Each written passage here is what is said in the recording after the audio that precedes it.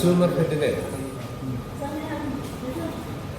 രണ്ട് സംഘടനകൾ ഒരുമിച്ച് ചേർന്നുകൊണ്ടാണ് നമ്മൾ കെ മുരളീധരനെ പ്രസിഡന്റാക്കിക്കൊണ്ട് സംഘടനയ്ക്ക് മുന്നോട്ട് പോകുന്നത്.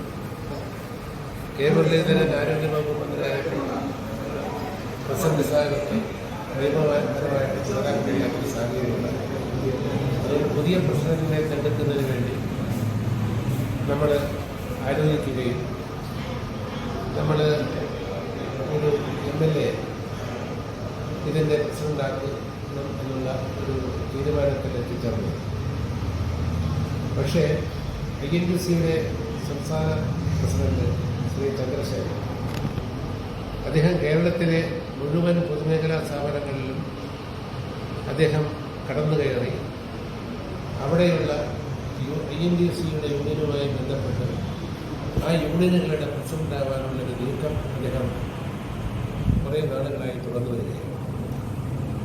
അദ്ദേഹം ആദ്യം ചെന്നത് എലക്ട്രിസിറ്റി ബോർഡിലുള്ള നമ്മുടെ INTUC യൂണിയൻ പിടിച്ചെടുക്കുന്നത്.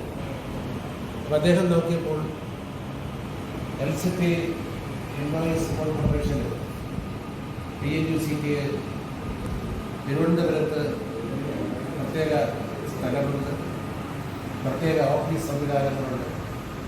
അപ്പം ഈ സ്ഥലവും ഓഫീസും പിടിച്ചെടുക്കുക എന്നുള്ള ഉദ്ദേശത്തോടു കൂടിയായിരിക്കും അദ്ദേഹം ഫണ്ട് പരിശോധിച്ചപ്പോൾ അന്ന് 7 കോടി രൂപയോളം അന്ന് അക്കൗണ്ടിലുണ്ട്. അപ്പോൾ ഇത് കണ്ടുകൊണ്ട് അദ്ദേഹം അതിൻ്റെ പ്രസിഡന്റാവാനുള്ള നീക്കം നടന്നു. അന്ന് ഞാൻ INTUC-യുടെ സംസ്ഥാന ജനറൽ സെക്രട്ടറി സംഘടനാ ചുമതലയാണ്. അപ്പോൾ എനിക്കറിയാം ഈ ചന്ദ്രശേഖരൻ്റെ നീക്കം അപകടമാണ്, അത് ഇലക്ട്രിസിറ്റി ബോർഡിനെ നമ്മുടെ യൂണിയനെ പ്രതികൂലമായി ബാധിക്കും എന്ന് മനസ്സിലാക്കിയിട്ടുണ്ട്. ഞാൻ അന്ന് അതിൻ്റെ ഭാരവാഹികളെ വിളിച്ചു പറഞ്ഞു.